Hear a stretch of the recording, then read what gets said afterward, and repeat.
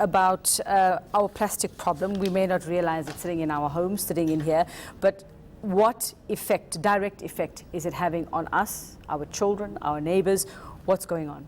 Well, actually, the pollution part is what is happening, and we see pollution on our land, we see pollution in our oceans, and in the long run, actually, what happens is that once the plastic gets, into small particles, we actually see the fish eating them, and ultimately, the cycle is that we also eat fish, and in that process, we're actually digesting, the very plastics that we're using. So basically, as Greenpeace Africa, what we are saying is that there should be a complete move away from the use of, especially single-use, plastics.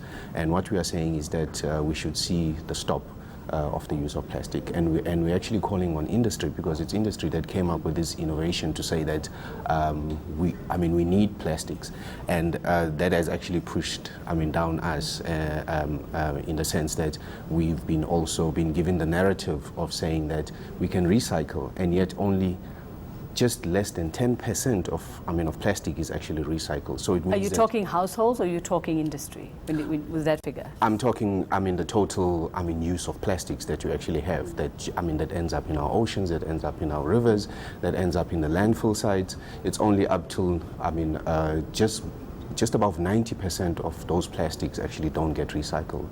So let's look at what happens in a household, for example. If, for those who don't recycle, you get rid of it, you throw it in, it goes to the refuse removal, it gets picked up.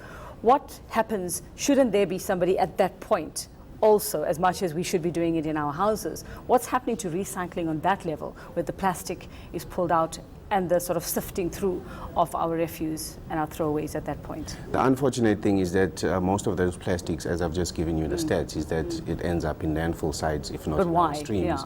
Yeah, and so on. And the responsibility, yes, we do have a responsibility as individuals to actually see that we reuse the plastic that we have. But unfortunately, in most cases, or the majority of the plastics, it's like I mentioned, it's single-use plastics.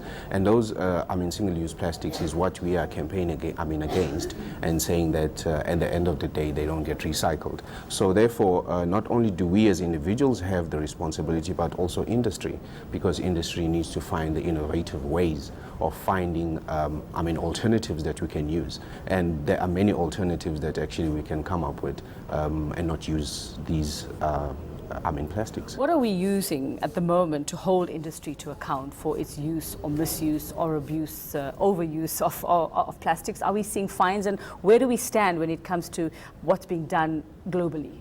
Well, Greenpeace Africa in this instance, which is why we're campaigning, because we're trying to create the awareness to start with, and secondly, we're also calling not only to industry, but also to government to find the right legislation that they're going to put in place to say that the use of single-use plastics actually should stop.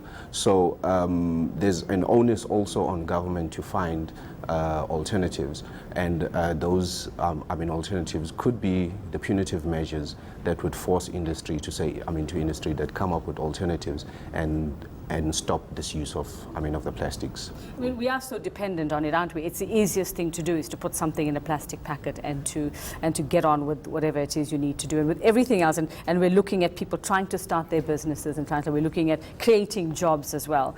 Where on that list of priorities are you hoping to see sort of this tackling this problem, especially when it comes to industry, and they say, look, this is what it's about, profit at the end of the day, and we need to get on with business? Well, once upon a time, you need to remember that we didn't really rely on plastic at some point in time. So the alternatives are actually there. And what we are saying is that we're not saying that jobs, should be lost as Greenpeace Africa. We're saying that there should be alternatives. And, alternatives always have a transition. And that transition simply speaks to finding the alternatives. And the alternatives that we are talking about is actually moving from one form that we are using to another form. And I don't really think that it's an issue of actually losing jobs, but it's finding the alternatives and moving the current job status that we have now to those alternatives. And the bigger battle, changing the mindset of consumers? Very much so. Which is why we are a campaigning organization, and we're actually appealing. And yesterday, the interesting thing is that our volunteers in Durban had a very interesting campaign where, they usually do a cleanup on the beach.